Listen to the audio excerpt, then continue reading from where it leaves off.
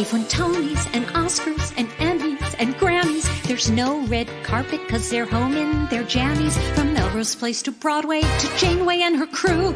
Let Seth and James bring all the stars to you. Anywho. They're entertaining everyone, so who's gonna grouse? Just sit right back and you'll hear some tales on Stars in the House.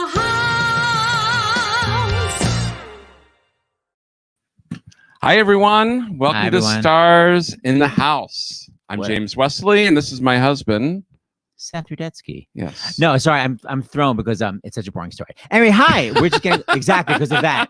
I knew that was going to happen. Okay, it's such a boring story. But anyway, the point is, we don't really know how to do tech. It's us and David Katz, who has been with us. I don't know if we've really said that on the show.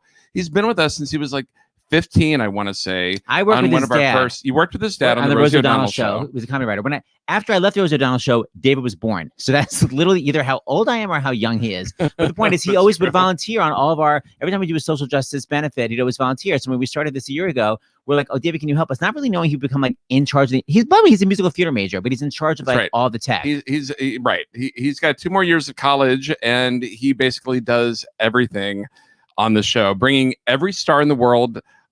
He has like the dream job of many young people. However, he works really hard. But he does all the sound checks, and he's so comfortable. I just hear like, "Hi, Beyonce, welcome to the show." Like he's always just like during the sound check, so comfortable, no matter how big the star is. Anyway, so listen, 30-something fans, we are doing Stars in the House tonight. You may say we love 30-something. We don't know what the hell Stars in the House is. Stars in the House? Please describe what it is. Okay, Stars in the House. We began a year ago. This is our anniversary week. We're breaking in the dough. It's been an amazing week, and we started a year ago because Broadway shut down, and we knew that our friends would be out of work, behind the scenes, on stage, backstage, and we knew the Actors Fund really well. Seth has done a lot of work for the Actors Fund benefits over the years, and we knew the Actors Fund would be where people would go. Little did we know that they would be going to the Actors Fund so much, excuse me, or that the need would go on for so long. I think we're almost to 400 episodes at this point, 370, 380 episodes. And we just found out that we are up to how much raised? $787,125 for the Actors Fund. Every penny of that's gone to the Actors Fund. We have not had corporate donors. We've had the Berlanti Family Foundation and SiriusXM, who has helped with the programming. But as far as every penny of that has gone to the Actors Fund. The Actors Fund is a human services organization that, like not just for Broadway, which is weird because you said Broadway shut down. Well, that's because that's when we started. That was the impetus. That's right. But the Actors Fund, as Seth said, is for everyone who is a professional in the arts across the country. No matter what you do. No matter which state. Opera singer, ballet singer, wig maker, caterer, box office, house manager, stage manager, whatever you do, you can get help in the Actors Fund, and they can help so much. They're now up to their second round of donation, whatever it's called, grants. So if you've already had the Actors Fund pay your rent within the last year, you can go back and be like, guess what? I still don't have any money. And because a lot of people have lost their health insurance who are in the arts, the Actors Fund is there to help people navigate the healthcare system and getting insurance, helping pay their COBRA, etc. So we are going to have fun tonight, but we are raising a lot of money. And I have to say, and that's why we have the entire cast of 30-something here. Yeah. So make sure you donate. Okay. What's great is that these TV shows they're not only showing up to do these reunions, but they're offering fun stuff also that we're not auctioning off. No, it's not auctioning off. Basically, you make a donation, you can get it. So the TV shows have really been sort of one-upping each other, and it's been amazing. We had Little House on the Prairie. We had, what the hell was last night? West Wing. And now we have 30-something. And everyone was last night? I can't remember. The West Wing. By the way, this always happens to us. Literally, we'll go like, I don't remember what show was last night. That is true. We don't remember because we just keep, Ken Olin came on the sound check, and I happened to be here, and he was like, you're still doing the show, and you've done the show basically every day because he came during the This Is Us like last April, I guess. That's right. It was, or at the end of March. It was like early on. And so speaking of This Is Us, Chris Sullivan, who was part of that episode, and of course Ken Olin is one of the executive producers and director. Chris Sullivan sent me This Is Us swag, and he said that we are going to give away to someone that makes a giant donation. Right. So we've got for $1,000. Chris sent me for any of you, because by the way, and we got to talk about it, Ken. This Is Us owes a lot to 30-something. A lot of TV shows owe a lot to 30-something because it broke ground in so many ways. And it came out when I was like 19, and it was probably the only, at that point you don't really watch TV. It was probably the only TV show that I watched in my late teens, early 20s. So because it's a great show. So anyway, I literally have these here. David, you can put up the I have it. You can get the picture. So I actually have the items here. So hold on. So these are prop bracelets. But look, I made him use them with tweezers because Right. he was going to pick them up with his hands. I'm like, way too precious. Right. So you see this? So those are bracelets that Chrissy Metz and Chris Sullivan wore in season, I guess, I don't know what season it was, season 4? They were in the when they had the hospital. when baby Jack. So those were actually the prop bracelets. And then he sent a whole swag thing. Go ahead and show it, Seth, right there. I want to show that. Of items that are, and that I have here because Chris sent them to our house, that were season 4 gifts from the cast to the crew. So they're not on sale anyway. They're only for the cast and the crew. So there you go. So here's the deal. And we got, and 2 of them, right? And the sweatshirts. And sweatshirts. So the baby bracelets, $1,000. Yeah. So 1,000. So you first person, by the way, who donates $1,000. Yeah, that's how it's gonna work. So the first person that donates $1,000, you donate it exactly, and then immediately you send an email to donations@starsinthehouse.com and you say, I want the bracelets. And whoever sends in that first $1,000 will get those bracelets. If you send in the second $1,000, you get the wonderful feeling that you donated $1,000 to the Actors Fund. Which is a very good thing. For $2,500, the whole swag package there. Here it is, Seth, right there. On the left-hand side of your screen. But again, as Seth said, the first 25 person to donate $2,500 and send us a receipt. And scrolling on the bottom, I think David will put it up. How you donate. By the way, $5 is a minimum donation. Every donation is appreciated. We get a lot of $5 donations, and they do add up. That's why we have so much money. But we're limited in the supplies, obviously, of what we happen to have in our garage. Yes, Queen. So you make a donation, go to starsinthehouse.com, or you can text Fund 2020 to 56512. They didn't have cell phones in 30-something. No, they did not. They called 1-800.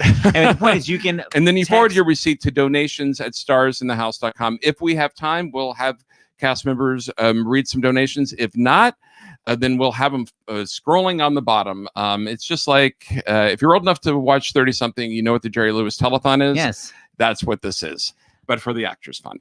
I think that's it. If you can like, share, subscribe to our YouTube channel, that would be fantastic. It helps with for a lot of different reasons, including getting like big stars to come and do the show. And we've got some really amazing shows coming up in April. And the best way to know what's coming up is to subscribe. Subscribe to the YouTube channel. And by the way, if you Broadway fans, we have famous, amazing Broadway composer Scott Frankel, Grey Gardens. Hi, Scott. Lastly, we are going to have a break midway through the show. Like we always do. We started this with our pal, our friend, Dr. John LaPook, who is the chief medical correspondent Who is the chief medical correspondent. Did I say was? Yeah. Well, I thought What maybe happened? he gave up that gig and came to Stars in the House for nothing. Not again. Who needs 60 Minutes when you have Stars in the House? He by the way, he had a great piece on 60 Minutes Sunday night. Devastating piece, but one based in truth and science. And he will be here midway through the show. If you have any important questions about the vaccine or COVID, just put them in the comments, and maybe Dr. LaPook can answer. He's literally always like, I was talking to Tony Fauci. He's like, he knows everything. That's right. So feel free to ask a question in the middle. I think that's it, Seth. I think we can this is so nice, so fun. This is live. It is live. Yes. And we always make mistakes because sometimes people on the West Coast think it's 8 o'clock their time. It's literally 8 o'clock New York time, 5 o'clock West Coast time. That's right. Anything else we have to say? I think that is it. Let's bring on. Wait, I love this. I Ken Olin already. I just sent something we can all sign. Where did you send it, Ken? We'll find it. You emailed it, I guess. And also, how would you doing it? Wait. Oh my God! Hold on. It's a Mad Magazine with 30-something. That's amazing. O-M to the G. Wow. Whoa. Oh my God. 30 suffering? That's hilarious. Okay, we've got to discuss. I feel like if that's going to end up being signed by the whole cast, I would say $2,500. Yeah, that's incredible. That is vintage. That is so $2,500 for that. Okay. Let's bring on the cast. Oh, and so don't forget. Yes, and how are we doing donations? Are we doing private chat or are we doing texting? That's what I said. I think we're gonna do private chat. Okay, but so if we have time, hopefully there'll be so many donations that we'll just if you want to forward your donations, if you want the cast members to read it, forward it to donations@starsinthehouse.com and they'll hopefully read it tonight. Okay, we've got so many amazing video clips and so much to chat about. Are we all ready with all these clowns? I think so. Oh, my sister's here. Hi, Beth.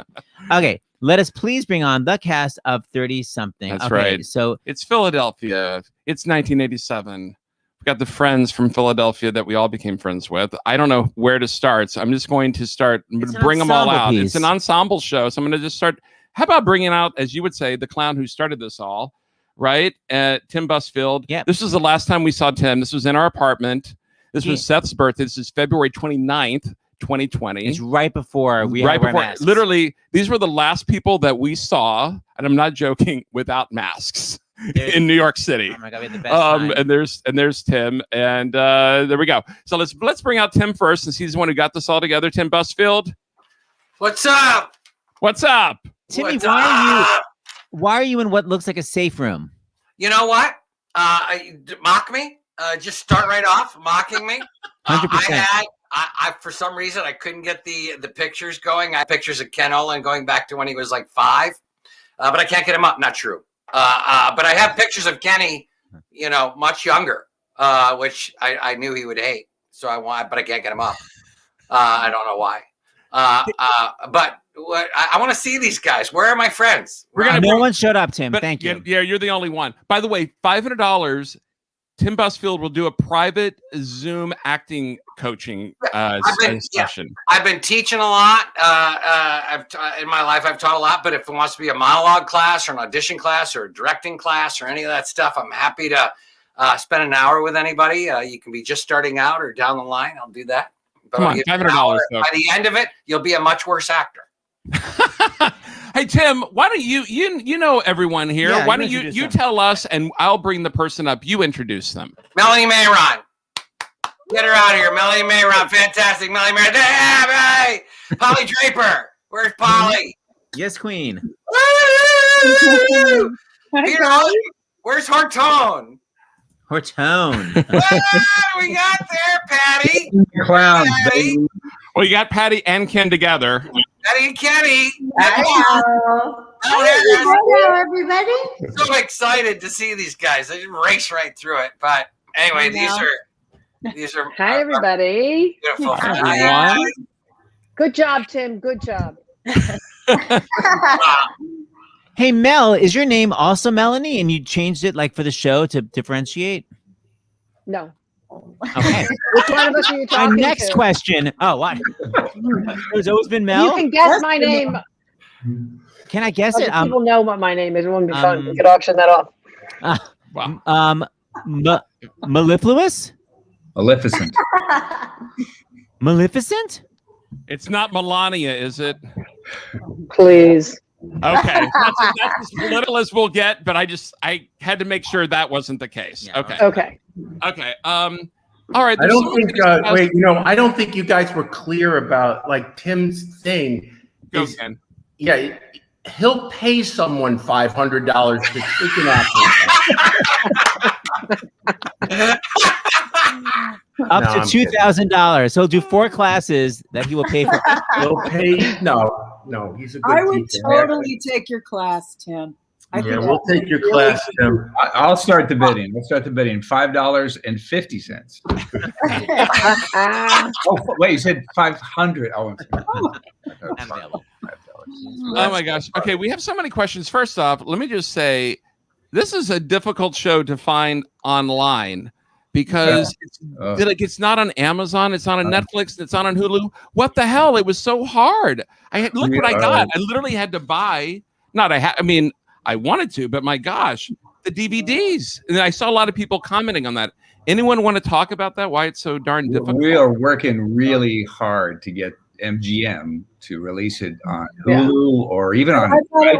I thought it was because of the music situation. It's really not. They did that already when they did the DVDs. They got the music. Well, done and at plus that all we point, have to but you do can is- get the DVDs. You can rent them on Netflix, but there's no stream on the show at all. All you'd have to do with the music is replace a few songs. It's no big deal. It's just about getting them to do it. And so if we could get Ken to actually post that on his Twitter account. Twitter. He's got what are my hundreds of thousands of followers? It might help. I mean, I've tweeted it to my 12 followers. Nothing.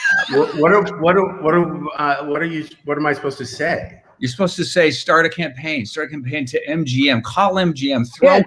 And tell everybody to complain to @MGM. call them. Just just shut down those phone lines at MGM, saying we demand the old show be available, be streamed. Don't they have to hire people to clear all the songs, and nobody wants to pay people to like? No. That was an old line. That's Yeah. an old line. Really, it's not the songs on the DVDs. A lot of the DVD music's original. Hey, everyone, I have an announcement. Someone James, we just want to talk among ourselves. We're just thank you so much for providing the forum, but we got some shit we got to work out here. But this is only, you can keep talking. I'm happy to sit back and watch as a fan, but the $2,500 is off. That's it. Someone already paid $2,500 for. Yes. Again, awesome. as Seth said, you can send in the money, but it's gone. So the only thing, amazing. so all that's left are we have the 2 bands from the medical scene. That's right. The bracelets here, and then we have the Mad magazine signed by the entire cast for $2,500. For $2,500 That's right. Just saying. Okay. Now continue, Ken. That's awesome. I found that Kenny inspired me. And sitting right next to what my choice would be this. What's that? This. Oh no! Wow. That's good. Oh, right. Oh. What are we looking at? Yep. Right. Playboy magazine. Interviews. There are interviews of all the women in the cast. We are the Playboy interview. I don't know what that's gonna get, and I don't know how much I want to give it up. Yeah, that's okay. It's fine. It's fine. I want to have the pictures of it. Tim, are you like Miss November, or Tim, are you the centerfold? Oh yeah, no, October. That's a different magazine. That was October. No, are you kidding? I'm still trying to understand why you're in a safe house, Tim. What the heck is this? Thank you. It is. Or prison cell. This is where we Are you hold a prisoner? hostages. Tug on your left ear if you're a prisoner. Okay, I can. Need our help. Hang on. I can do. It's just me. You guys. Leave them alone. There we go. Oh my God. You gotta do it. That's awesome. I gotta sit If you sit right in the middle, you're baby Janie. You're baby Janie in the middle. Oh, there you go, Jimmy. Tim, we take it back. Very impressive. Your Yeah, text. I'm glad I asked. Got it. All right. We have so many questions. We probably will only get to about 10% of them, but we want to hear people's audition stories because they're just fun. And I have a feeling with this cast, they really are. So Mel Harris. Yes. How did you get the gig, as Seth likes to say? And what is your first name?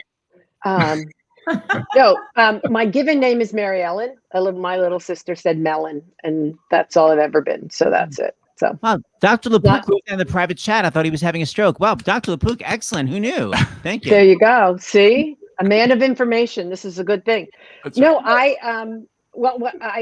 I don't know. I went in and read for the boys, as we affectionately call Ed and Marshall. And I do remember that I walked in the room and I wanted to know how long they'd been living with me, and I didn't know it because it was like my life was on paper.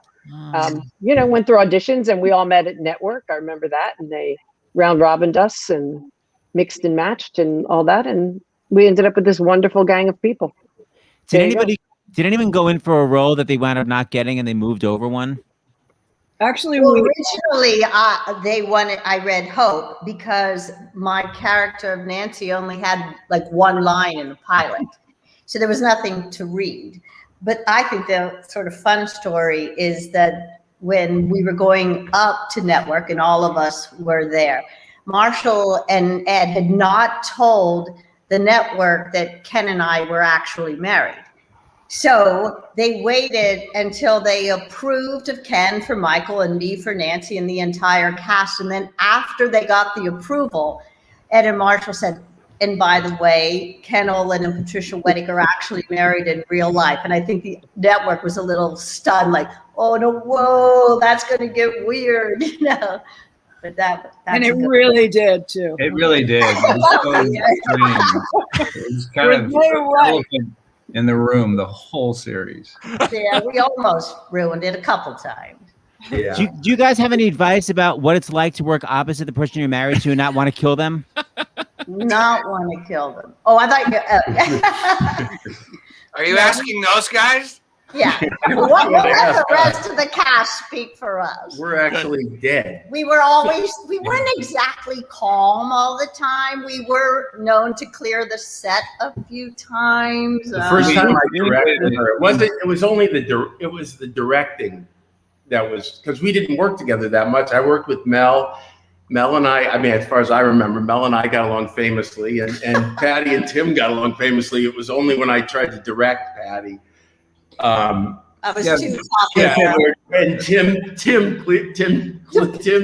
cleared the set. Tim said, guys, That's let's not you all guys work this out, but why don't the rest of us take a break?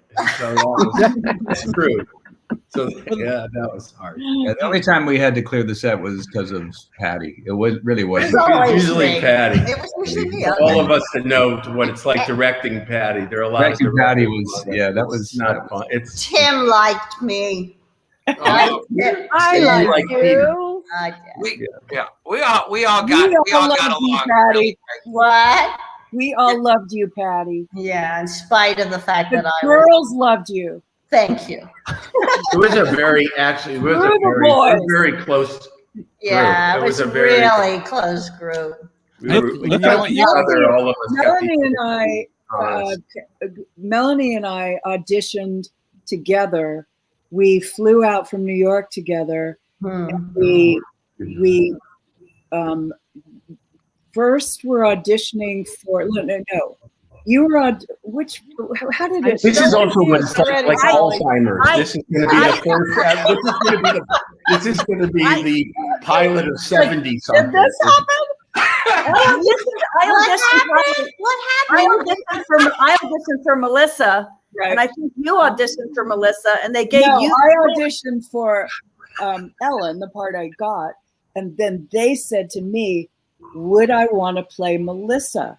And I was like, I don't know. I didn't really. Have you seen my leg? Like only 3 lines. I didn't have a long speech, so I'm like, no, I want Ellen. And then you and I rode back on the plane together, and we couldn't sleep, and we were so anxious about it.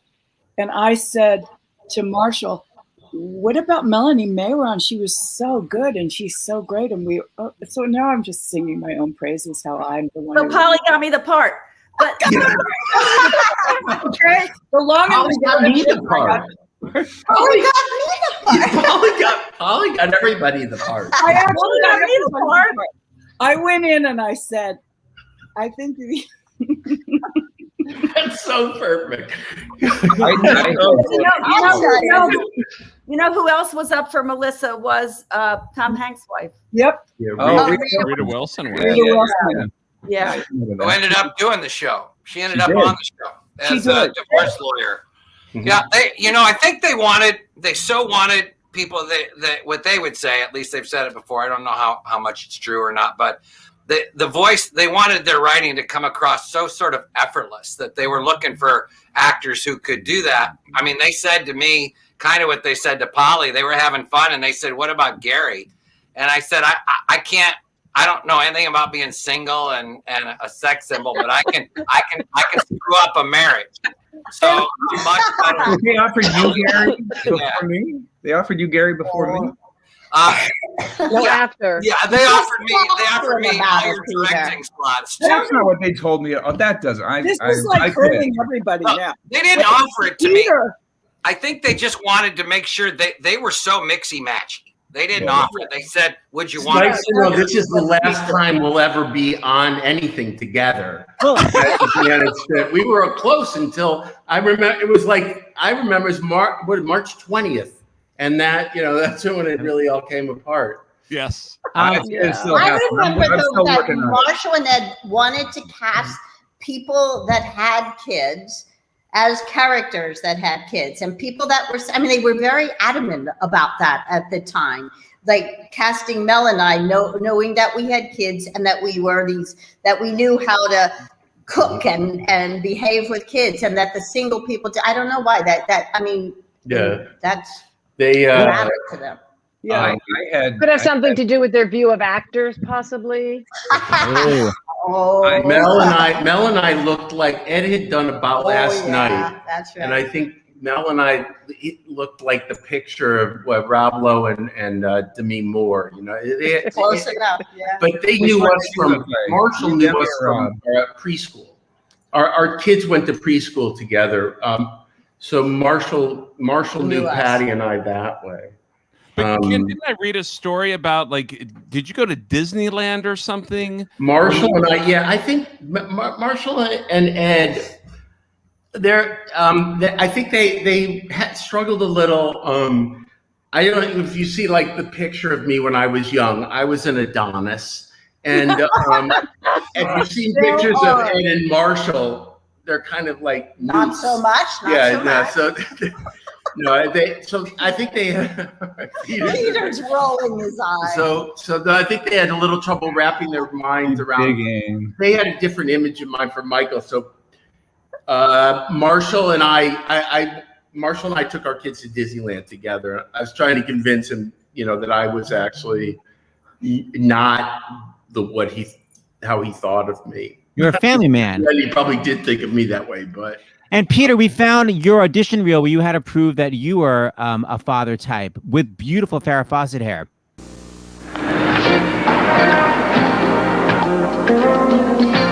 She's the girl of my dreams. She taught me what real love means. You can't beat it. The feeling you get when your love is the real thing.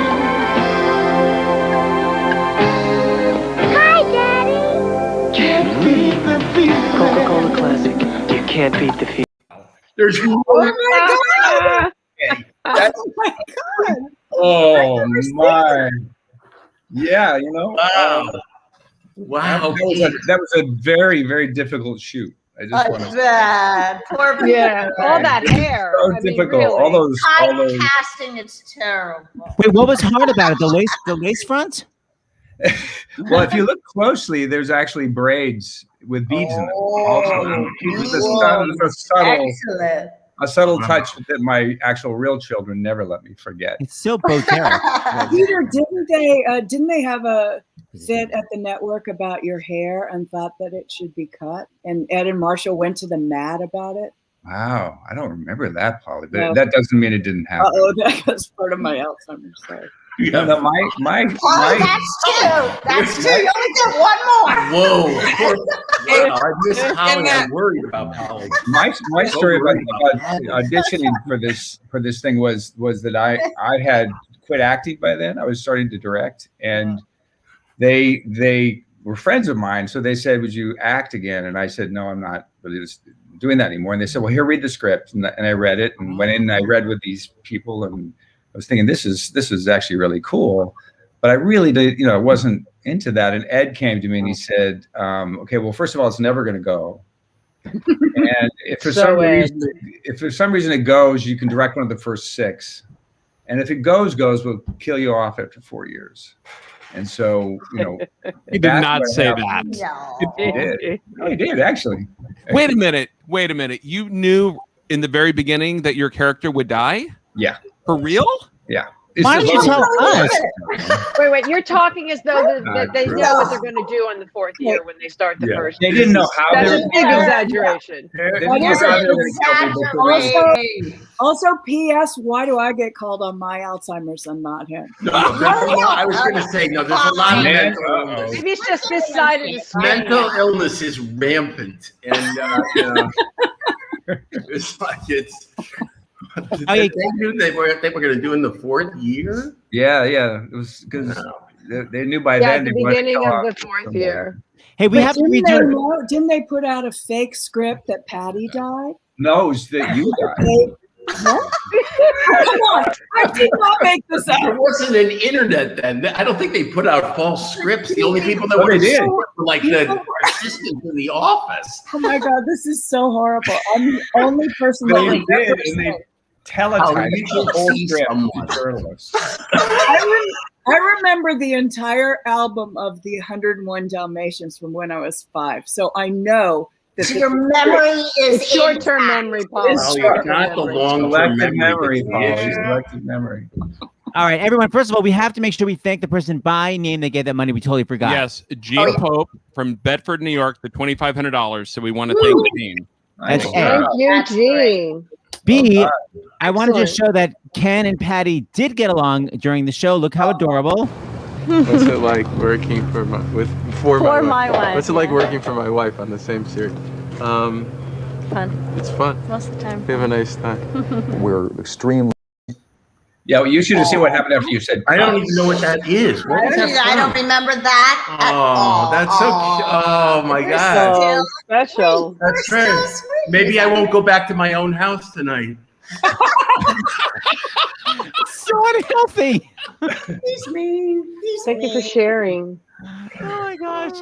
Okay, we want to go back to the first episode. James was saying he loved Tim's character because he loved the fact that basically he's an anti-hero. That in the very first episode, we find out that he cheated. I mean, Tim, what did you feel about playing a character that the audience was sort of like skank? It was maybe I'd done it before. What do you mean by done it? I think we shared. I think we were playing a lot of it was I loved it because it was just I thought the scene in the pilot where Kenny and we shot that I remember it being freezing cold. It was really great, but that's why it was like, okay, I can get away with this, but can I be as affectionate as I can with the kids and be a good dad. It really became, how can I, as much as I can in the blocking, be as much as I can a good dad, because they did try. It was fun. That was what's great about the show is you got to play the crap. Every one of us had moments where we were of stuff you'd be embarrassed to play in real life or embarrassed to, those qualities are what we had. And those guys were so brave in sharing it. Plus, they wrote it with their wives.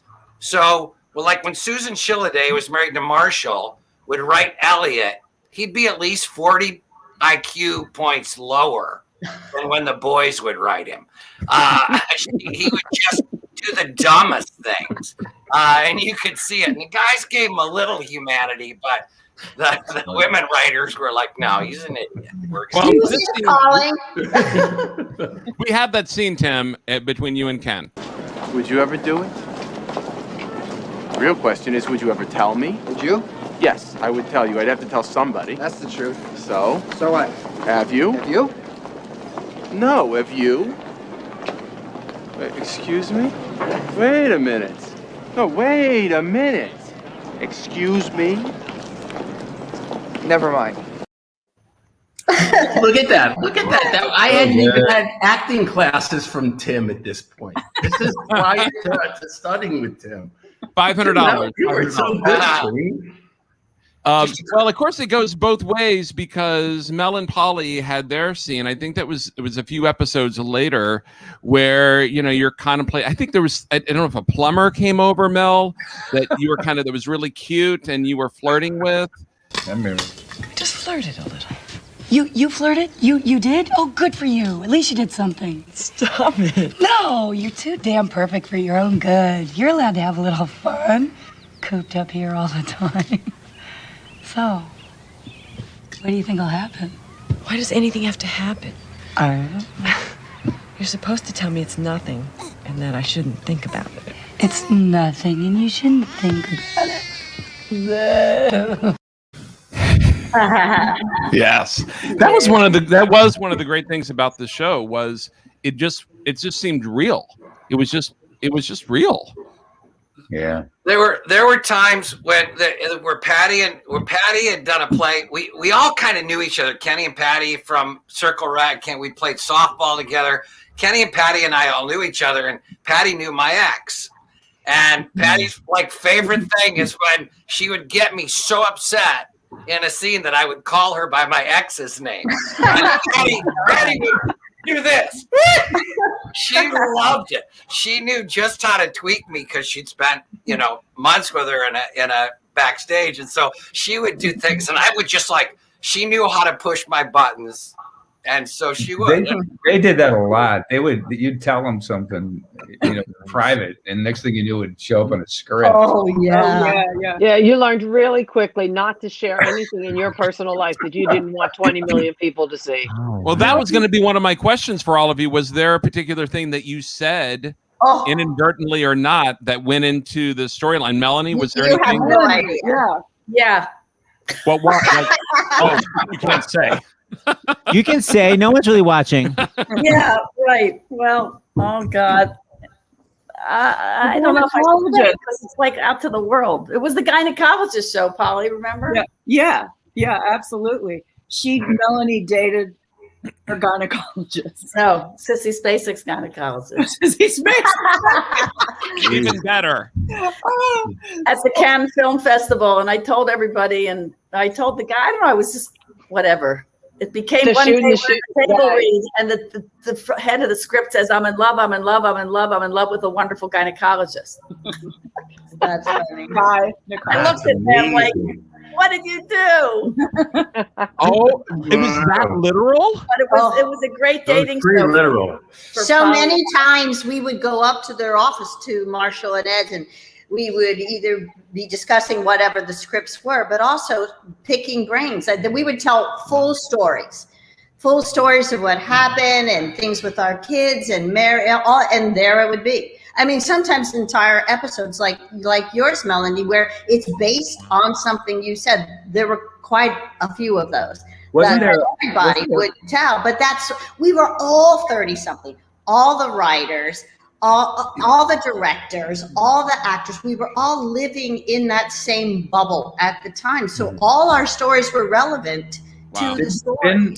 Didn't you guys have a story about putting your kid to bed that came up in Whose Forest Is This? Well, the Whose Forest was the story of when our son was born, and they placed him on my lap, and it was a story about when Ken was sitting next to me, and he had talked to the baby, and so when they put Cliff, our son, on my lap, and Ken said hello, just the way he used to talk, and Cliff turned his head and looked up.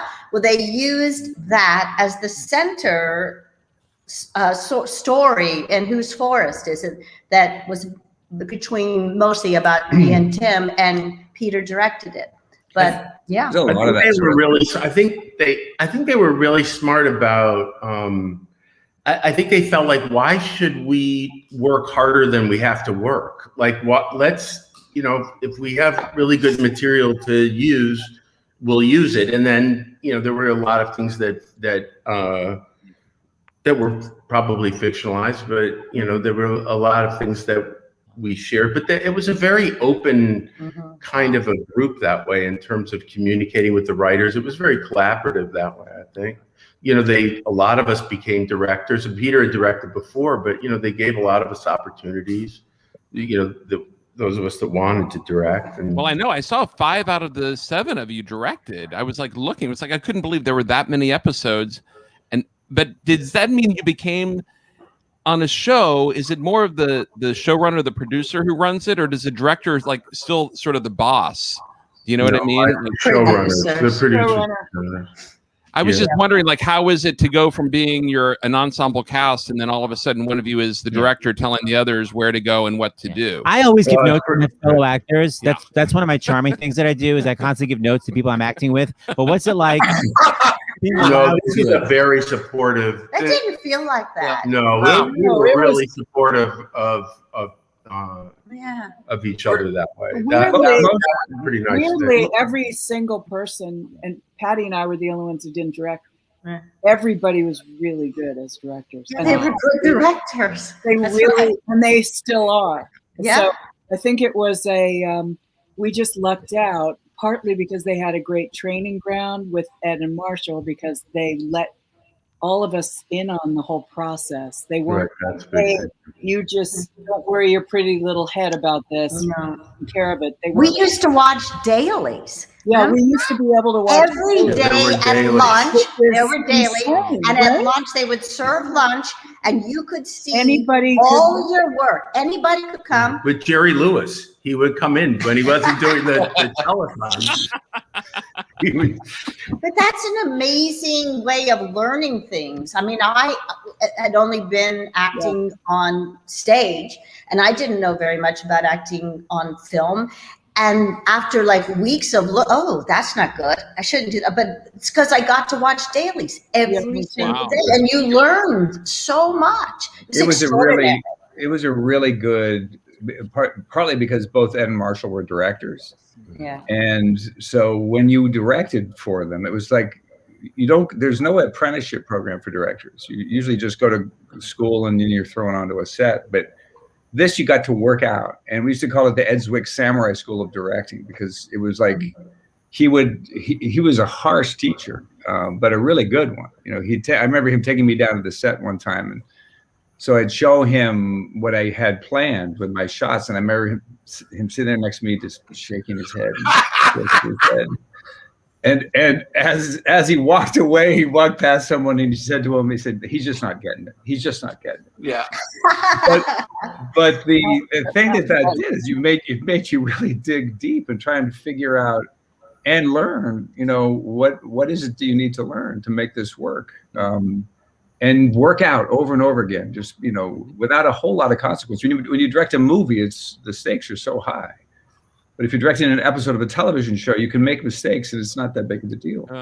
The other thing is, like, I remember, Melanie, when you were directing an episode that I was in, since we were already friends already, sometimes we'd meet after the day had ended, and we'd go through, I think I did it with you too, Ken, where we just go through some ideas for shots, and she just needed the person to go around. So that helped too. And it really sounds like an ensemble theater company where the actors took turns directing, acting. It sounds like an amazing experience. What were you going to say? I was saying, Melanie, it must have been a little easier for you since you come from a long line of doing TV shows. I don't know if people are aware of her bicentennial work, but... Sandy, tell us all about your new job. Your mom must be relieved that you're working again. Well, yes and no. She's glad I'm working, but she hates my traveling the subways late at night. She thinks the girl in uniform turns men into depraved beasts. Hey, listen, if it does, let me know and I'll buy one. I don't know. Yes. Outfit. Oh, that's funny, Melanie. Oh, that's awesome. Amazing. Oh my God. Okay, we're about to go to our medical break. We want to clarify. Yeah, we have a big thing. clarification. That $2,500 is actually for the Mad magazine. So Ken, start signing. So that's $2,500 is for the Mad magazine. I'll make sure everybody gets it, and then we'll get it to you. We'll figure out how to do it. Great. Okay? That's great. So that means that the This Is Us swag is available. So all that This Is Us swag is available, and we'll get it sent to you. Yeah, the first person to send the donation receipt, and meanwhile, we're going to go to Dr. LaPook. Yeah, but Dr. John LaPook. Okay, so everybody that take a little break. 30-something, take We've a break. got more fun clips that are non-30-something related and some 30-something related. Surprise clips. All right, see you soon. Bye. Okay. Bye. Bye. And Tim Busfield and Mr. Peter and Ms. Mel. And here's Dr. John LaPook. Hi, guys. Hi, John. Hi, Doctor. You guessed Mel Harris's name. Did you already know that? No, there's a little thing called Google. I didn't want to call Okay, you that's out not that you impressive. did. We can Darn also it. Google. I'm just telling you the truth. I figured you were busy, and I would. No, it's very. I went to Yale, and okay, whatever. I get it. I'm being honest. I'm just saying. I'm saying here. I'm your researcher. I use Ask Jeeves. Okay, I'm gonna make up for that by saying a couple of things. First of all, Patricia Wettig, Patty, you're calling her, when she was talking about dailies and how much she learned from them, I realized that we kind of lifted that in medicine.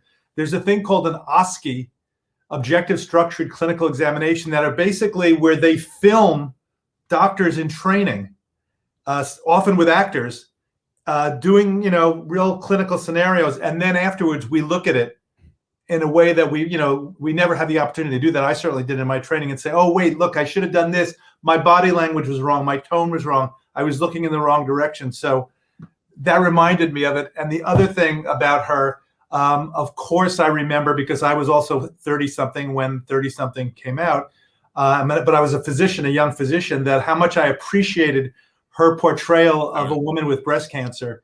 And I thought, no, Patty had ovarian cancer. Oh, ovarian cancer. Which still devastating. Yeah, we'll be talking about. Yeah, that. we have clips from that we're going to show. Right. Yeah. But that honest portrayal. Yeah. See, I didn't Google that, or I would have had the right. That's right. Answer. Well, it was memory over from 30 all years those ago, John. And I thought it was one of the first realistic portrayals. She lost her hair, if I remember correctly. Yep. She had emotional lability, and that's what you want. Reality. You don't want the 1960s. The worst problem is that the boss is coming and the roast is burned. This was reality, and it actually, things like that really helped physicians like me and my patients. So I applaud the reality of that. That was great. So Dr. LaPook, I know we have new people watching, and I think we want to just say it again because it can't be said enough about the importance of the vaccines and why how they were not just developed in 1 year under warp speed. Okay, punchline of where we are now with the vaccines, by the way, and the variants. It looks like they work pretty well. There's a window of opportunity right now. The P1, the Brazilian variant, was found in New York City and elsewhere, but it looks like the Pfizer vaccine, which was the one that I know that was tested in a lab, that it works pretty well in terms of immune response, has the same robust immune response against that as against the original strain. So there's a moment right now, and that means that we all have to get vaccinated as soon as we are eligible. And I know that people are worried about it was done too quickly, Operation Warp Speed, which I always felt was an unfortunate term because it made people think it was just done so quickly and how could they have been careful? Well, it turns out that the science behind it started decades ago and was built on what's called platform technology in the early 2000s, 2003 with the first SARS outbreak. It took 20 months for that vaccine to be made. And then it was shorter and shorter over the years with swine flu and Ebola and Zika. Zika in 2016 took 3 months. And then this took about 2 months. So it wasn't just like they whipped it up. It's based on previous work that was done. And the best analogy was given to me by Francis Collins, the head of the NIH, about how it could be safely done quickly. If you had a factory that was making a widget and you said, all right, I'm going to make a new widget. You don't need a new factory. You don't need new employees. You don't need a new assembly line. You get a new mold. And that's kind of what they did. They took the vaccine, which was made against one thing, say Zika. They unscrewed the part of it, metaphorically, that was made for Zika, screwed on the part that made it specific for SARS-CoV-2, COVID-19, and you had a vaccine. What was done more quickly, that was just 2 months, which was 2 months before Operation Warp Speed was born in May of 2020. Right. So it wasn't part of Operation Warp Speed. What Operation Warp Speed did is it cut the red tape for testing. And that was done safely. I've looked at this very deeply. Francis Collins is convinced it was. The FDA is convinced. Tony Fauci. It wasn't just the drug companies say it was safe. And what they did was they just had all hands on deck to make it be done quickly. They didn't have a pause between phase 1, phase 2, phase 3, which was the testing of the dose and the safety, and then a bigger safety. And astonishingly, it was made in a year. And the other thing that Operation Warp Speed did that made it able to go out quickly was instead of waiting for it to be authorized and say, okay, it works, now we're going to start making it, they started making it and paying for it over the summer. And I remember that interview between Francis Collins and Tony Fauci where, Francis Collins, they both said, listen, if we're wrong, we've lost money. But if we're right, which they were, home run over the center field wall, 2 vaccines, Pfizer, Moderna, 95% effective at preventing clinical infection, 100% effective in the trials at preventing hospitalization and death. And all of the authorized vaccines, including J&J, have been highly successful at preventing serious illness and death. There have been people say, I don't want to be a guinea pig. There were like 74,000 people in the Pfizer and Moderna files together. And now more than 100 million people have gotten at least one shot. I mean, if there's a 1 in a million crazy side effect, we should know about it by now. It's safe. The last thing we want to say is we know 2 people that have just gotten COVID from going to restaurants. Who are completely are safe with their masks, and all this time have been completely safe. I think there's this myth that you can go inside a restaurant, take off your mask, and you somehow won't get it. If there's anyone around that has it, you will get it. And our friend had the first vaccine. So can you just tell people, don't go to restaurants with your mask off? Yeah, there's a couple of things. People have a false sense of security. First of all, you are not fully vaccinated until 2 weeks after the second dose, or 2 weeks after the Johnson & Johnson. Okay, that's number one. Number two, very clear, settled science we learned from the aerosol scientists who told us that the virus can float across the room in tiny aerosols, and it can accumulate, build up over time, especially if there's poor ventilation. And you can, across a room, not just 6 feet, not just 3 feet, 20 feet away, you can be infected by somebody who's infected if you're there without a mask. In the same way that, think about it, you're in a room, you're 20 feet away from somebody, they're smoking. Can you smell the smoke? Of course.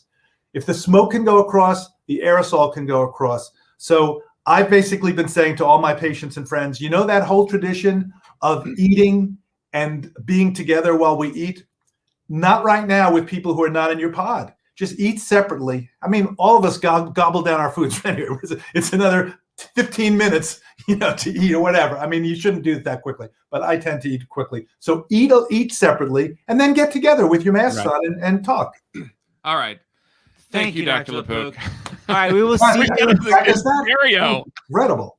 And we love it. We worked in it. All right, we're going to see you next week. We'll see you next week. Have a great weekend. Safe weekend. Have a nice weekend. Thank you. Thanks. Educated so many people. There's so many myths that drive me up the wall. Yes. All right, we've got to welcome back our wonderful, wonderful cast. First of all, someone who said she was a fan of the private chat. Which, by the way, this means that the rest of the cast can just kind of take the next 10 minutes off because it'll be a love fest here. So, Melanie, I welcome you back first because of your kind words. It's Thank true. you. Thank you. So sweet. Thank you. Where do you know me from? The radio? Huh? And the radio? That's where you know me from? Thank you. You're welcome. And now some people who have never heard of me. Polly Draper. No, I have heard of you. Wrong. I listen to you all the time. That's a fact. Me too. That's not fair. I can tell you an episode that you did once years ago when we were living in Wilmington about the dog in Annie, and they had rescued some dog, and never mind. But yeah, the original Sandy. That was years ago. That was 8 years ago. And I became a big fan. Thank you. Mel Harris, what do you have to say? If we get a word in edgewise. Yeah. It's all good. The wonderful Peter Horton, and then look at Tim Busfield's background. Him? You guys are. Oh. Wow. Annie Leibovitz took that picture. Yeah. Yep. Wow. Yeah. Tim, can you move That's a little how big to we your once left? were. Thanks, Tim. Yeah, sure. Mel, we were doing investigating, and we found your audition reel where you proved you could really be a wonderful, loving wife. Take a gander. Where have you been? I was worried. Long day. Oh, you're home. Careful, hon. This shirt's got the dirt and smell of 3 states on it. Care. Who cared? Whew, what a smell. Right, Buster? Grungy. This shirt's got more than a lot of miles on it. Got a clean shirt? This shirt's so clean. I'm not gonna let you out of my sight. New fresh scent time. Wow. Mel, when we were doing the show, there was a rumor that you were the tab girl. Did you know that? I was the last tab girl. Why didn't you guys get that clip? Yeah. Yeah, thank you. It's okay. Exactly. There are worse, though. There are worse than the tab. Wait, what was the tab girl? What did the tab girl? Oh my God. The tab that had the music tab, whatever. But I was the last water in bathing suits. Bathing suit. Yeah, bathing little kids. Oh, I want to see that. Yeah. Next time, we'll do the reunion. Yeah, but the little lady at home doing the laundry. Yeah, baby, that's me. All right, we want to remind everyone to donate, starsinthehouse.com, or text FUN2020 to 56512. Forward that receipt to donations at starsinthehouse.com. Tim Busfield, $500 Zoom acting workshop. And there's new the shorts. The shorts. What do we have? Oh, Mel. I have 2 things. I'm sure everyone in the cast will remember these vividly. But I have 2 things. The first and not the least of these are cotton workout shorts. Yeah. They're a size large, but I think they're really more like a medium. These were crew gifts one year, and even better, I have A 30-something photographer's vest. Huh. Whoa. It was also a crew vest, pocket in the back, set or whatever. All brand new, never been worn. I was hoping that maybe Ken and Patty would model them together, but that didn't work out. Where did you get those? I've had these because I was the maven of putting that all together. So I ended up always having extra. You know me. There's always too much food at my table, and I've had them in a box because I never really was going to throw them away. So Did you ever get those? How much? I never saw. Yeah, we never got those. No, you just paid for them. I had one. You guys just paid for them, and they went. Really? Went to the crew. They actually Who went wants to to wear this on their chest? You're going to walk around with this thing that says 30-something on your chest? I'm not. Yeah, I will now. It'd be pathetic. Oh yeah, nobody ever recognizes you. Peter. And everybody will be like, "Oh yeah, right." So Mel, I think that Seth was just saying, I think because they're both so great, let's combine them. And so the first person to donate $2,500 and forwards that receipt to starsinthehouse.com gets both items. And if they wanted to give like $3,000. Yes. I could have everybody in the cast wear each item for one day, not wash it, and send it forward. And then we'll use it tied, right? There you go. Washed and tied. Yeah, so here it is. Here's the vest, which is stellar. Wow. Nylon, beautiful. What size is it, Mel? What size is it? Oh, okay. The vest I'm most positive it's a large. So, yeah. It's a large. So when you donate, indicate that you want the clothing and or that this is us. Wow, this is a great show, people. These are the pants. These are the shorts. I would say the shorts are more like a medium. But you know what? If you're doing a great thing to donate, exactly, they don't fit. You must have someone in your life you love so much who would fit. You're good. I can see why they hired She's good. I sold the tie. Yeah. You wanted organized. You call Mel. Yeah. Okay, I'm obsessed how everybody on this live stream is acting like it is 30-something by talking over each other. It's brilliant. It's the same, which it doesn't quite work for Zoom, but we found a perfect example of this. This is when Ellen gets the tattoo, and all of you are kind of like telling. This is great. This was fun. I remember this one. Yeah. Was this based on a true story? Does someone have a tattoo that we need to know about? Yeah, Polly does. I do. She doesn't remember getting it, but she has it. He's playing. Don't believe anything he says. We know that, Patty. I know you do, but thank you, Patty. The rest of the world. I actually do. Just come in because have one now. Show us. No, not that one. Show us the other one. There are those legs. The other one, there are Polly. those legs. I knew they'd get in there somehow. All right, so this is when I think Patty just comes in, right? I only told Melissa. Well, I didn't tell you. Well, Elliot told me, but I had no idea. I heard it from them. I didn't know it was a secret either. Somebody please clue me in, since I seem to be the only one here not fully informed. Just establishing the utter breakdown of our communal moral fiber. What is wrong with Michael anyway? How could he do that to me? I specifically asked him not to say anything, and then he deliberately goes, "Oh!"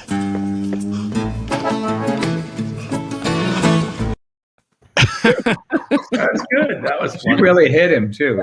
She did, yeah. She would probably now if she were here with me. That was funny. That was good. So I have a question for everybody.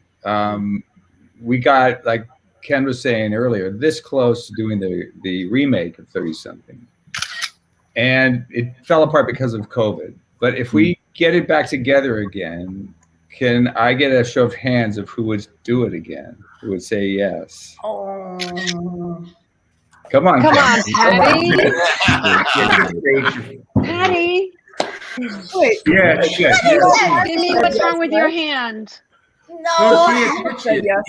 We'll be the gay next door neighbors. Yeah, gay next door neighbors. Because we went down this path. We went way down this path. It's you know, the reality is, it would have been, given COVID, it would have been so impossible because we're on separate coasts. Maybe when this is over, it would be doable.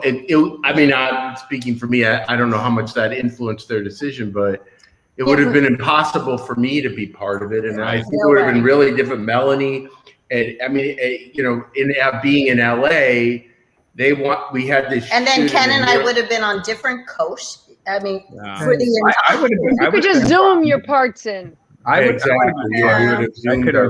But I think that's the hesitation that you feel.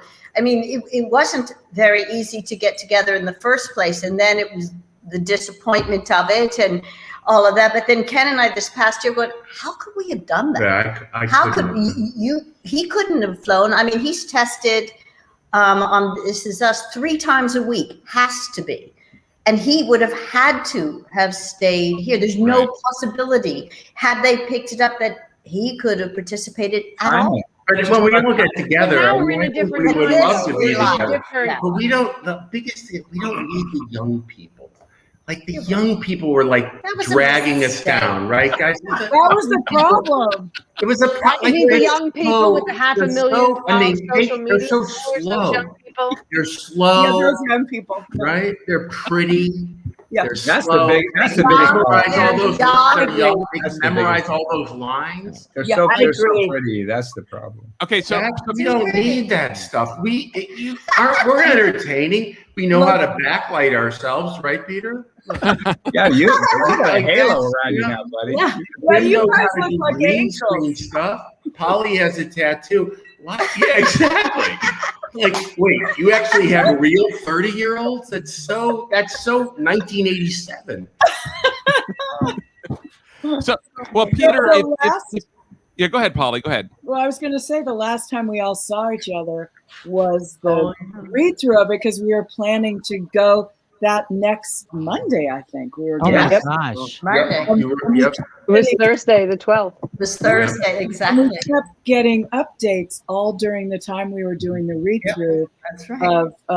I said to Ed, so we're going Monday. He said, we don't know what anybody's guess. And everybody was like, should we all go to a restaurant afterwards? And then we all kind of did it. It was before the mask thing. They were like trying to be really careful and gave us hand wash, but then they also had like a buffet of all this stuff for us to eat. That's right. I was on the plane. I was flying in, and I got a text from Ed. Don't get on the plane. I don't think it's happening. He was This Is Us. Ken got a picture of all of us together. Oh, no, actually, I don't think I was in this because it wasn't on the read-through day. It was when you guys were rehearsing, and all of you were lying on the floor together. And Ken put a picture of a little COVID molecule right by it. It was bad. That's dark. That's dark. I'm dark. I'm dark. I would Have you read his Twitter feed? I would absolutely in a second. I mean, one of the things people, especially at our age, you do a series and then some people leave series and series go away and you don't quite know, especially when the show's hot and people start getting the movie of the week calls and work comes in. And then you kind of go on this journey away from that show and you start to realize that the writing wasn't just good writing. It might be the best writing you'll ever have.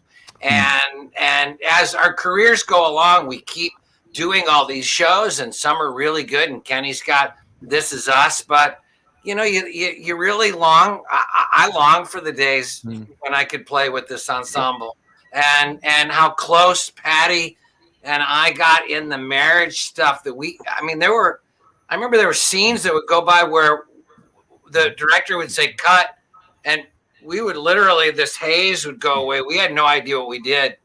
We were just so trusting and so in it that 3 minutes would go by and you can't remember folding the towels. You can't remember making the peanut butter and jelly. You can't remember getting the backpack on the kids and getting out the Jimmy, house. if that's a great sell, the peanut butter and jelly in the backpack.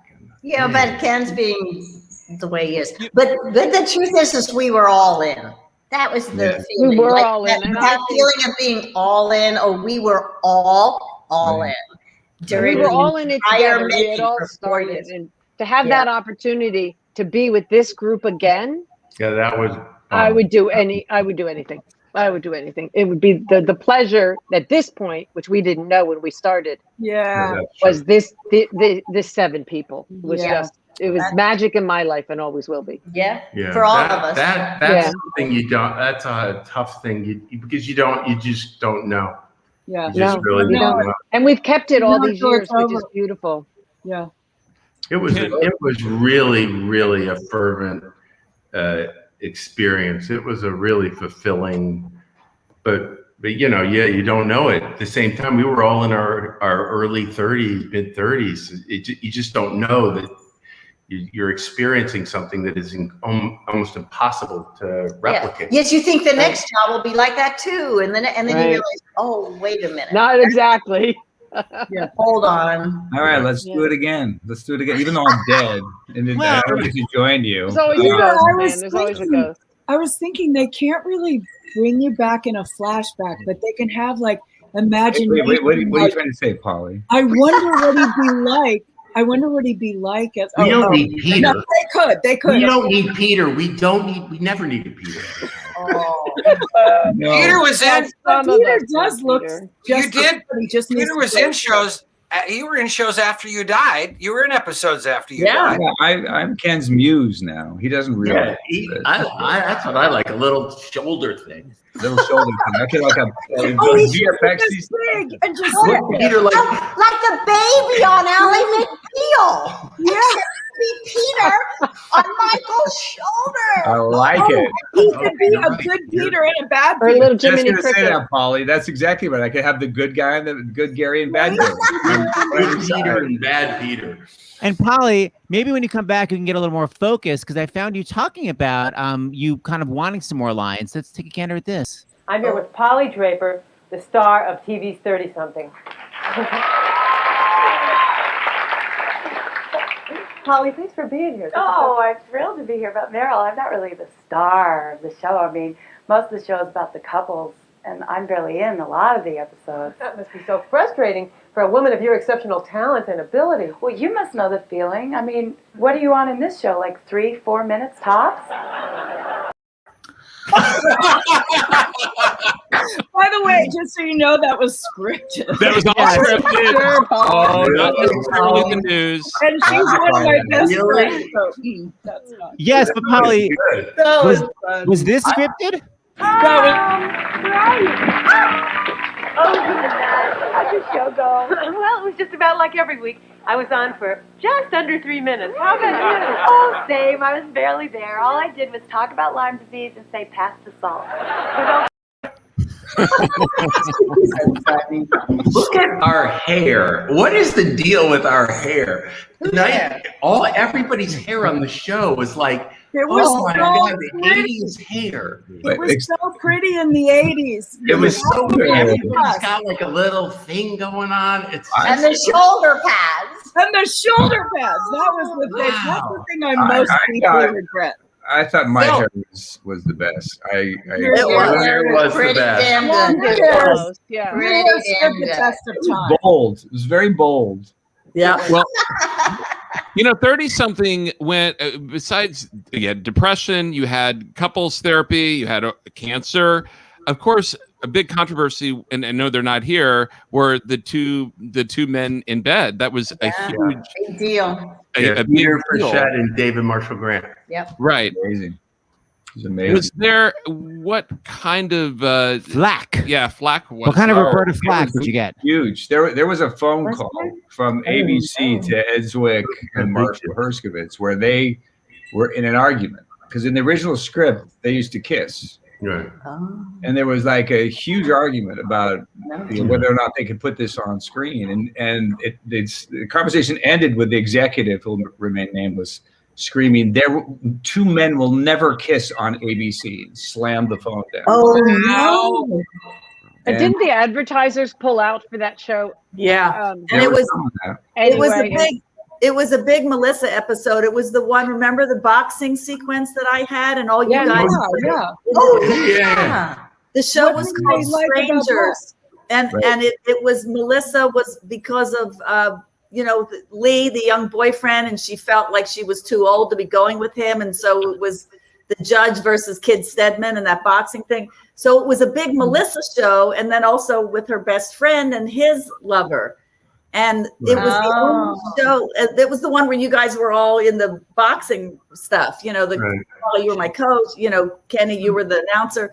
Timmy, you were the judge. But what happened was it only aired the one time. It was the only show that never got a rerun. Oh, is that true? I didn't know that. Because I remember, because it was such a big show for me. Of course. And for all of us, that dream sequence, it was so cool. And it only aired the one time. That was it. I remember they said they could be in bed if they didn't touch. Didn't touch. No, Yeah. and if one person had their feet on the floor. That's Dick Van Dyke. Yeah, that's Dick Van Dyke from the 40s. Guys, you hit 3. Guys, is anybody? They had. Polly, you're fine. Counting. Polly's fine. I have the whole album of 101 Dalmatians. Yeah, that's not bad. But I remember there with Peter. I can't. But they're smoking in bed. That's what's cool. They're smoking in bed. It's like they can't kiss, but they can get cancer. That's fine. Yeah. It was a. Well, And didn't you guys, Ken and Mel, have one where you said, "I'll pull out"? Yeah. Or we couldn't show the diaphragm. A married couple with a child, and we couldn't show a diaphragm. Wow. Yeah, I think you're right, Polly. I think this one you got right. It's like, you know what? If you throw enough out there, the memories. No, I think Polly's right. There was a line about "I'll pull out." See, and we couldn't say it, right? Am I wrong? I've been right about everything. You were wearing little underwear. Didn't you also have to wear a pair of socks or something? Something to counter that? No, there was something weird. Something that everybody was looking at Mel's feet when it was exactly. The advertisers pulled out when I did the episode Mermaid, and I took a dive, and my butt was naked. Yeah, that was. But I gotta say, I'm really proud that we did that scene of Peter, of both of them, because it was the beginning of our big deal becoming, aware of that issue enough to start including it in shows throughout the next decades, to the point where isn't that amazing? That was going on. Don't forget. It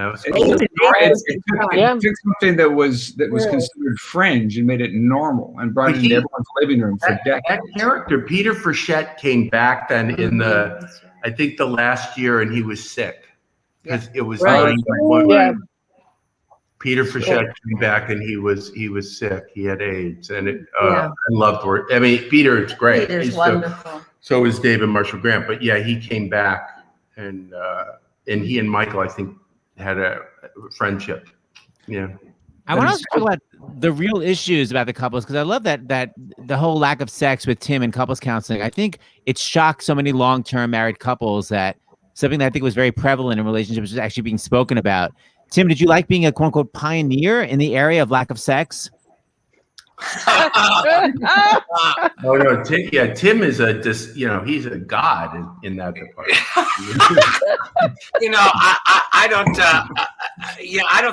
We were, again, when we opened, when we shot the show, we didn't premiere for a couple of months, so we didn't know. And before we knew what we had, we went to the Television Critics Association. And they vilified us. Right. Who do you think you are doing?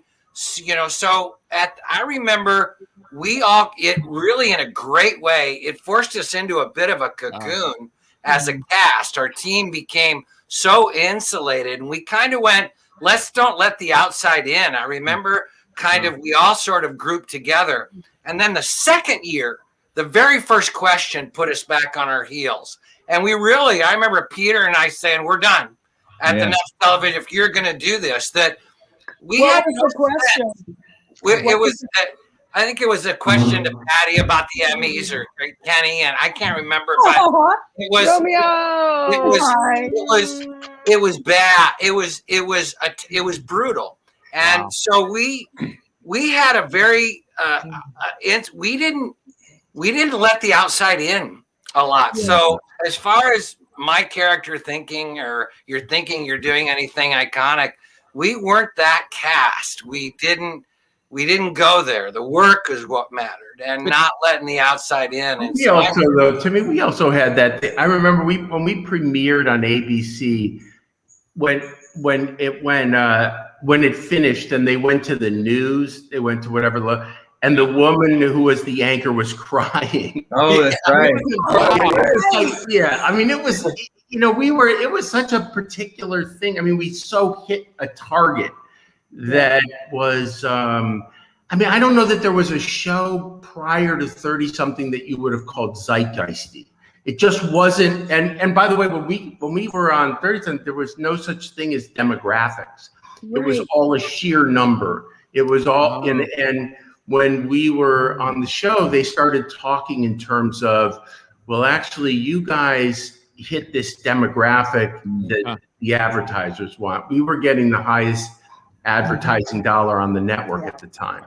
Right. We didn't know that. We didn't get paid. So conveniently didn't share that information. Yeah, this was pre those kinds of. Don't go there. They attacked. They attacked us like, the hippies and privileged. And I still have the T-shirt that you guys gave us one year, Skinny White People from Hell. There was a review that called us that. They attacked us mainly because they thought Ken was really mopey and whiny. they thought I was whiny. We were a fine wine. And yet you won the Emmy for Best Drama Series. Yes, for your first season. Right. And Patty won. Patty won for supporting actress that year. Yeah. Well, and it was the People's Choice Awards. I mean, we were winning everything. Yeah, that's right. We'll go. Yeah, I remember though, someone came up to us in New York City who was a pretty famous playwright at the time. Good. Why do you think you guys are experts on our generation? You don't have the right to. And we're going. We were. Wow. What if we'd been around during the internet? Oh my God! Can you imagine? Oh my God! If there had been an internet, then, that would have been. It would have been a mass. It would have been a mass suicide. I think the seven of us. You would have found us in the living room, Horton house, by the rapture. We wouldn't be able to take it. Yeah, that would have been bad. Tim and Patty, one of the scenes when I was going through the DVDs that I really loved, because Seth and I have done couples therapy, and a lot of people. We don't have this issue though. I'm sure. I didn't No, it's all good. But it was groundbreaking because I don't think there had ever been on network television anything about therapists. Number one, really, unless it was a part of a joke, and number two, couples therapy. That had never been seen. So we got this 30 seconds. I think it's brilliant between Patty and Tim. Every day when I come home, you're not glad to see me. It's here, take the kids. And then if I try to touch you, or if I want to touch you, it's like, what does Elliot want? Elliot, what does Elliot want? Don't you want me? I mean, I don't mean anything. I mean, you fight me, Nancy.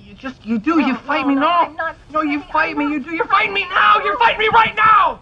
Nancy, you're fighting me right now. Can't you stop for 1 second?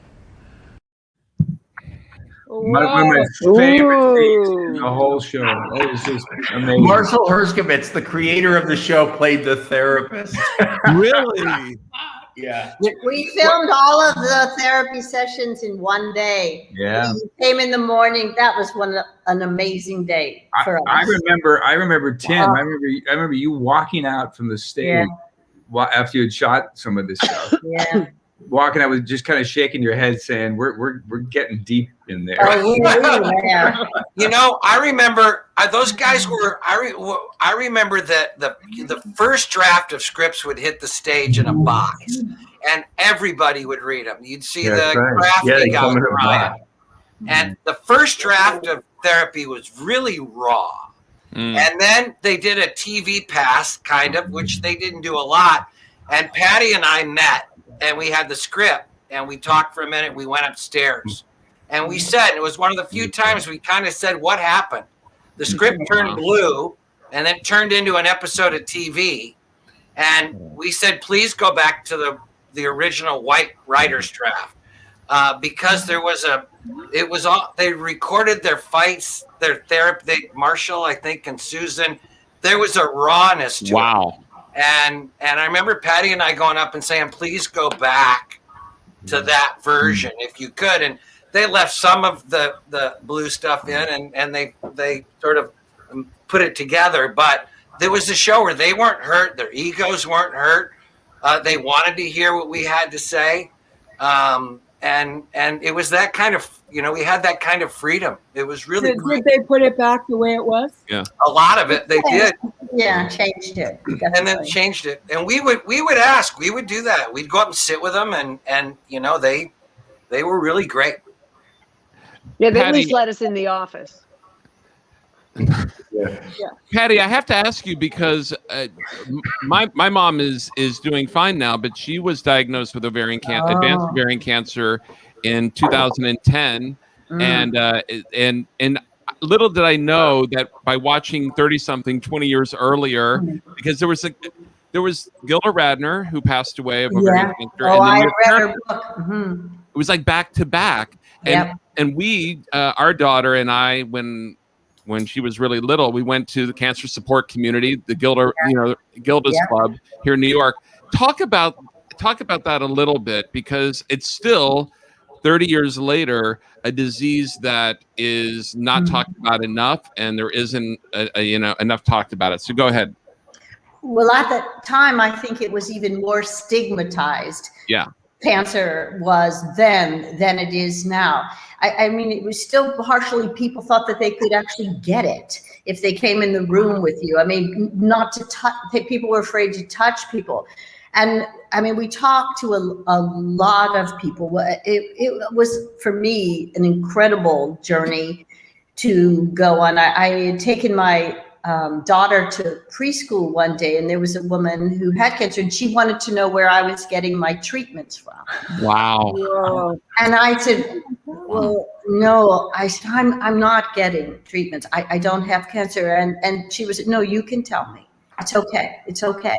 Wow. And so I was this fine line that I walked, and it really entered my being, more than almost anything I've ever done. And we had done like 6 of the cancer episodes. And it was the only time I had gone to sleep, and I woke up in just like, I don't know, a few minutes after I don't know how long I was asleep. And I actually wasn't sure if I had cancer or not. Oh, so scary. And I went, first time I've ever felt confused. And I remember walking out to Ken, and I said, I don't think I can, I don't know. But it had so much to do with how many people were talking to me, and you become the vessel. It's not that you're so great as an you just open up, and all these people were pouring these things into me, and I was just available. I guess I was available, and I was very fortunate to be able to do that. It was one of my favorite acting things I've ever been privileged to do. So, somebody now, James, she's all right. Your mom? Yeah, that's what you want to say. Yes. That's amazing. It used to be. It used to be when we did that. It was a death sentence. It's really not anymore. And I had someone on my radio show. There's so many advances. James's mother was diagnosed in 2010. She's been completely cancer-free ever since then. And I just want people not to be freaked out from it, because every year more and more advances about it. And I want someone's commenting that they have ovarian cancer. So Dana, hang in there, because there's really so many amazing treatments now. Don't be freaked out. One of the things that I know, that having gone, like I said, to Gilda's Club, and Julie was in her own group, is the conversation with children. And I thought it was handled so beautifully on 30-something. So I want to show these clips. They're back to back, because you have to keep them on YouTube at like under 30 seconds. So they're back to back, but it's so beautiful. If you die, will you go to heaven? I'm not gonna die. But if you did, would you go to heaven? I hope so. What's heaven like? I don't know. I guess it's whatever you want it to be like. Is there a TV? Probably. PBS. In heaven, are you sick? or all better? All better.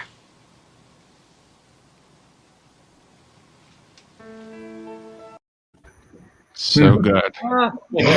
I don't even remember that scene. I don't remember that scene. That's amazing. I don't remember that scene. It's really beautiful, Patty.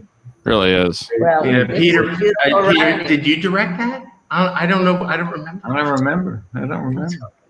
I actually think, you know what, Ken? I think that's the episode that Gary dies, and I think that's the episode you directed. He directed. Second look? Is that second look? Second look. It is. It is. And we actually we tried to get the clip of Gary, and because it is literally on DVD, I can't tell you the amount of time we've spent trying to get it on here. And David was trying to get and we couldn't get the Gary. But that scene is in the first 7 minutes of that episode. And that was what we were able to show tonight. So it's in that same episode that Gary dies. So you directed it. I have Alzheimer's too, I guess. I mean, I guess so. How well do you know the 101 Dalmatians? We should do a group. I don't know that. We should do a group session. You should. Oh my God, I don't remember. What do you remember? This is why we need to get the show out. And you remember it. How to get streamed. Mel and Polly. You have to remember it. Wow. Mel and Polly, we watched this scene. I want to show this scene twice because James showed me this scene and he didn't notice something. So I just want you to just watch this scene first and I have a comment about it. I don't know. It occurs to me we haven't spoken in 6 days. Now in my life, I mean, everything is chaos. And you don't feel ready to do anything about it. Okay, I don't really get this. Did you come here to yell at me? I'm not yelling at you. I'm asking you. I called you with what I thought was a good way to change the situation that you're in, and then you don't call me for 6 days. Okay, lovely acting. That's from the pilot. However, I'd like to just watch it again because I have a couple comments you'll see on the screen. I don't know. It occurs to me we haven't spoken in 6 days. Now in my life, I mean, everything is chaos. And you don't feel ready to do anything about it. Okay, I don't really get this. Did you come here to yell at me? I'm not yelling at you. I'm asking you. I called you with what I thought was a good way to... Wait a minute. She's hanging low there in the first scene. In the beginning, she's hanging low. So if you see where that camera is, it's right. She's on the merry-go-round behind you, just going around. And that baby, that baby wouldn't cry. I think it's a cry. Marsha was thinking of sticking her with needing. That was in the cafe scene. That was in the cafe scene, Paul. Yeah, in the cafe scene, right? And I refused to pinch the baby. Right? Oh. I was all in to pinch. Oh, that's funny. Yeah, I said there are other ways to make children cry, but I'm not going to pinch it. No, you can't do that anymore. But in the park scene. Yeah, the good old days. But in the park the good old days. The good old days when you could pinch a kid. Yeah, back when you could pinch him, man. Yeah, good old days before they got all mad at you for doing stuff like that. Yeah, exactly. It's amazing. We're making a TV show. I was thinking when with the kid, you just don't, you guys know that you just don't have the hours. And I was thinking when Patty did that incredible close up, who is off camera? Right. Because Luke, we never had the kids. They were never, when we did our close ups, we never had the kids off camera. Yeah, we might ask for them, but they were at school. So, by the time you get to where you're here, the kids are gone. So the baby more than likely was gone. And, we didn't want to do a fake baby that much. They looked like fake babies. But when Patty did that scene, she did that acting, and I'm sure she did it with a 30-year-old. Mature one. You're gonna die. That's she's got to do it. I've got some immature one though. Yes, I did. I've got some more clips from yesteryear. Melanie, I found a very sweet clip of you flirting with a handsome older gentleman back in the day. But why don't we enjoy this? And here's your rain check. You get a free car wash if it rains. What if it rains today? Then come back tomorrow. Well, what if I can't wait until tomorrow? Let's say I come back tonight around 6. Oh, well, it would be too late. You couldn't get your car washed then. Yeah, but let's say I was to come back at 6 anyway. Hey, come on. What Car wash. You're so good at that, Melanie. You're so good at that. Oh God, I love that You movie. definitely got a wardrobe thing going in your clips, Mel. Yeah. That is classic. And the other thing I was going to say is, Tim, we had a Little House reunion this week, and maybe people don't know, but in real life, Tim is married to Laura Ingalls. And I got the clip of you and Laura Ingalls on your honeymoon. It's so cute.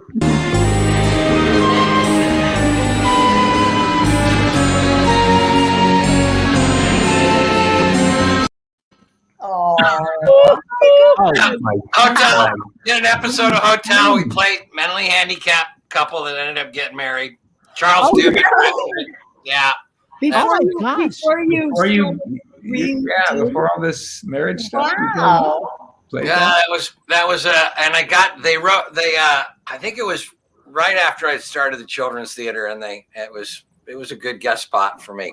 Yeah. So he started with Mary Ingalls and then later married Laura Ingalls. That was my joke, by the way. People are commenting going, that's actually Mary Ingalls. I know. That was the joke. Yeah. And they're not best friends, those two women. So it's interesting. Tim, by the way, I found a clip of a very difficult monologue. It's one of those things, I don't know how the hell you memorized this, but I had an anxiety attack watching you, and I'm hoping that someone was holding the monologue in front of the camera. Mr. Barnett. Sir. Facts, the Crane ice cream case. Defendant, an ice cream manufacturer, agreed to purchase 250 tons of ice a week from one William Frederick. Frederick eventually sold his business to the plaintiff. When the plaintiff attempted to deliver the ice, the defendant refused to accept. The plaintiff now sues for damages. So I did a number of those episodes with those guys, and the first one, and that might have been one of the first ones where you're working with John Houseman, right? I mean, this guy's a Hall of Famer, and you're working with John Houseman, and he's doing his stuff, you do your close up and he's reading, and then you turn around, you really want to give him the best off camera you can, and they wheel in a monitor, and all the students, if it was your turn to talk, you turned your monitor to him and he reads his dialogue off your face, and the monologues, the monitors were like this big, and they would be in front of any actor that spoke. And so you never got, they said, no, you got to act, hand gestures, do whatever you got to do. That's so funny. It's a better story than I thought. That was a much better story than we expected. Well, we want to remind everyone, we're going to wrap up. We want to remind everyone, donations. I don't know if we've gotten the $2,500 for This Is Us for the or Mel Harris. Oh, right, the shorts. Because someone just texted me to clarify. It's $2,500 for the short and the vest and the photographer's vest with all the pockets. That's so you get everything together, and then it's $2,500 still for the This Is Us, right? And also the Tim Busfield acting $500. There to check your phone, Seth. Check your phone. That's sold. Oh wait, I'll do another one. If somebody else wants it, I'll do another one. Tim, you just sold one. We all do, Tim. Yeah, Tim, Andrew and Lindsay just bought an acting class from you. So Andrew and Lindsay just bought your acting class, Andrew Tim. and Lindsay, for donating $500 to the Actors Fund. Thank you. It'll be fun. We'll have fun. That's great. Here's my comedy. James was talking about the first gay kiss. And no joke, I walked into this scene he was showing. I was like looking for clips, right? And I literally thought this was going to be the first gay kiss. Listen to me. If you wimp out now, you're going to regret it for the rest of your life. Let me tell you something. Peter Horton, after I auditioned, I walked out and Peter was waiting to come in, and I said to Patty, oh my God, the best looking person I've ever seen is about to audition. I'm not kidding. I said, he looks just like Bjorn Borg. He's so handsome. If they cast this guy, I think this show could be a hit. Why are you talking so closely? He was so handsome. Michelle Pfeiffer married him. I mean, that's how handsome he was. That's our I couldn't keep him away from me. You know, we do the scene. We actually started that scene about 10 feet away from that post. And he kept pushing me Can I have back that puppy? until I was up against it. And then I had Patty and Mel, and then there was Peter. It was Poor like Ken. Don't you feel sorry for him? poor old. there's so many pretty people around. All Hey, Bear. But the close talking, I don't even talk to James that closely. Listen to me. If you wimp out now, you're going to regret it for the Post, you see me move away. Yeah, So aggressive. Seth, don't be so aggressive.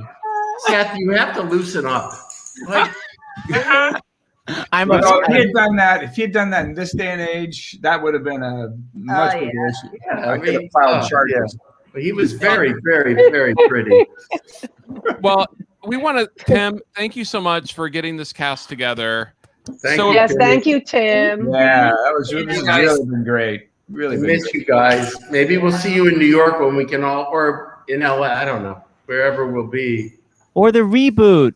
The reboot. That would have been nice. We all could have, as Mel said when she was there, we could all have gone out to dinner.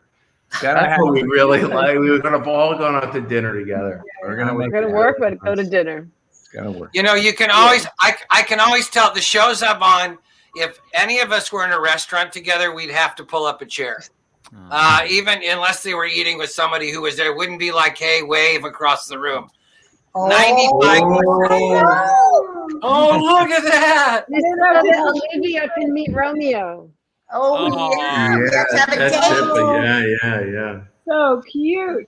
What a great cast. James, show that sweet clip. James had the sweetest final clip to show. If you just That's lovely. All right, everyone. Thank you. Good night. Thank you, guys. Thank you for what you guys are doing, too. Thank you for what you guys do. It's a really, thank you. Really great. Yeah, Let's do more of this. we love you guys. Thank you, Ken. Bye, everyone. Love you guys. Love you guys. Bye.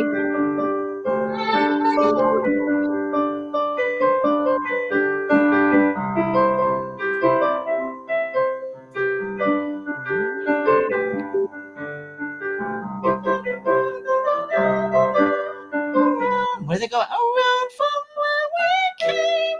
And around and round. It's so high for me. That is so the circle game. I don't know and the circle that goes round and round.